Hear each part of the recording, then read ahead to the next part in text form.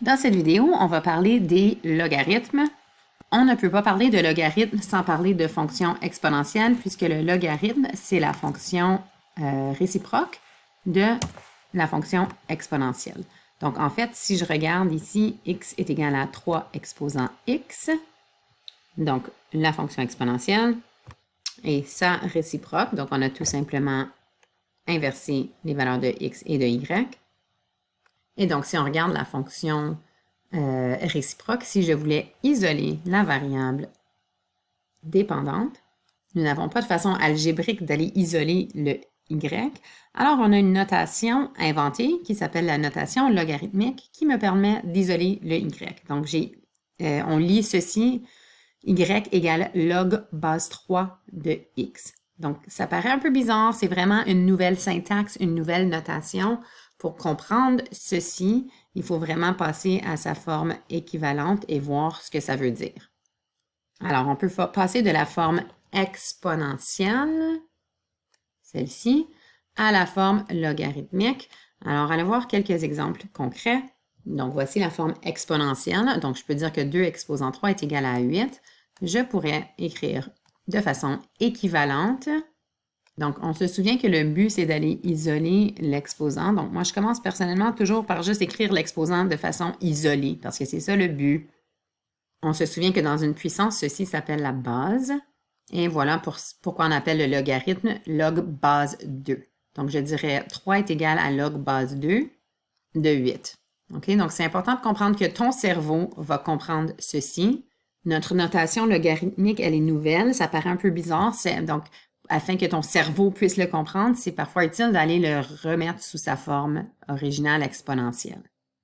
Alors, je t'invite à appuyer sur pause et puis d'essayer de venir écrire ici les équivalences. Donc, c'est pour ça qu'on met cette flèche ici, parce que c'est équivalent. Donc, l'équivalence de cette forme exponentielle à sa forme logarithmique. J'espère que tu l'as eu. Regardons ensemble la solution. Donc, on commence par, on isole l'exposant. Donc, le but, c'est toujours d'isoler l'exposant. Donc, on commence, même dans les deux cas, je vais les faire en même temps. On commence par isoler les exposants. Ensuite, on identifie la base de chaque puissance. Donc, j'ai log base 5 ici et j'ai log base R ici. Et finalement, ben, en fait, on n'a plus de choix. Il nous reste juste celui-là. Donc, c'était 25 et ici, c'était T.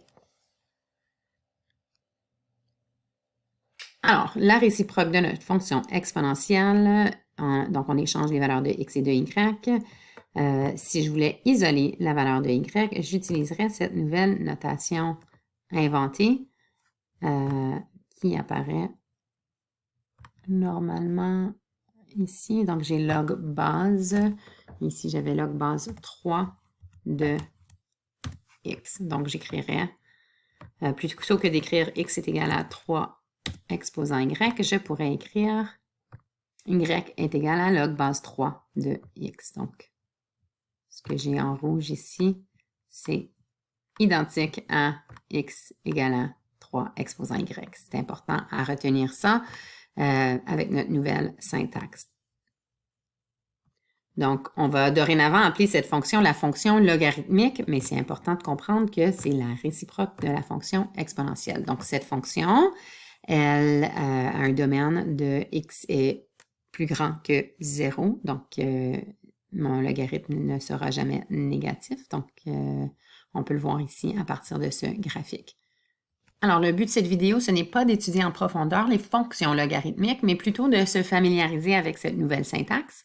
Donc, si je te demande d'évaluer log base 3 de 81, donc donne-moi une réponse. Qu'est-ce que c'est cette réponse-là? Donc, je vais commencer tout simplement par écrire, je peux choisir n'importe quelle variable, là, je vais l'appeler x, donc je cherche x, OK? Donc, log base 3 de 81 est égal à quoi? Voici mon quoi. Alors, pour que mon cerveau soit capable de faire ça, on se souvient que, bon, on commence par écrire, quand on va dans l'autre sens, là, on va aller dans le sens logarithmique jusqu'à la forme exponentielle. Ça, c'est log base 3, donc la base de ma forme exponentielle sera 3.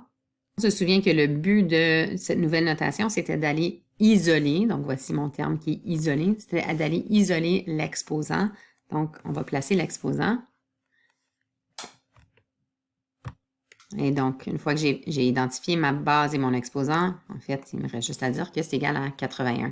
Donc, on y va avec le calcul mental. 3 exposant quoi me donne 81. 3 fois 3, 9, fois 3, 27, fois 3, 81. Donc, x est égal à 4. 3 exposant 4 va me donner 81.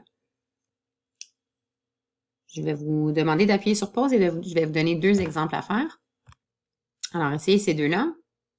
Allons voir la solution. Donc, je cherche log base 2 de 1/8 est égal à quoi? Donc, j'ai appelé mon quoi x. Tu aurais pu l'appeler y, w, n'importe quoi.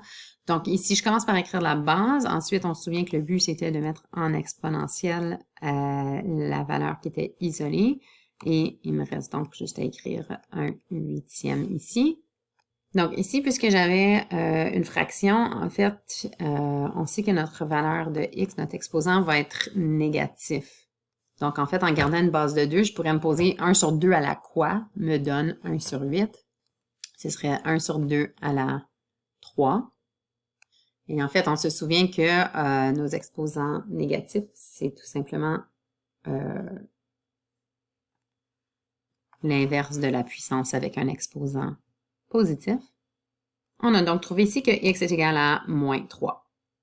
Pour l'exemple C, donc je commence par écrire la base. Donc, j'avais log base 10, donc je vais écrire une base de 10.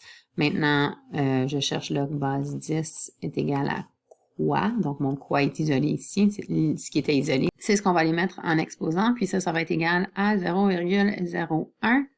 Alors, 2 chiffres après la virgule, je sais que c'est au centième. Donc, c'est équivalent à 1 sur 100. Donc, 1 sur 10 exposant 10 exposant quoi me donne 100. Ce sera donc 10 exposant 2. Et je voulais ça avec une base au numérateur. Donc, 10 exposant moins 2 est égal à 1 sur 100 ou 0,01. Alors, on a trouvé ici que x est égal à moins 2. Juste une petite précision par rapport à la convention. Donc, quand on a un log base 10, par convention, ce logarithme décimal, donc base 10, on n'est pas obligé d'écrire la base. Donc, si je dis par exemple log C, en fait, c'est log base 10 de C. C'est sous-entendu. OK? Donc, juste à noter, si dans votre devoir, vous voyez un log sans base, c'est en fait que la base est de 10. Alors, c'est tout pour cette vidéo. Vous pouvez essayer la pratique de la nouvelle syntaxe logarithmique dans vos devoirs.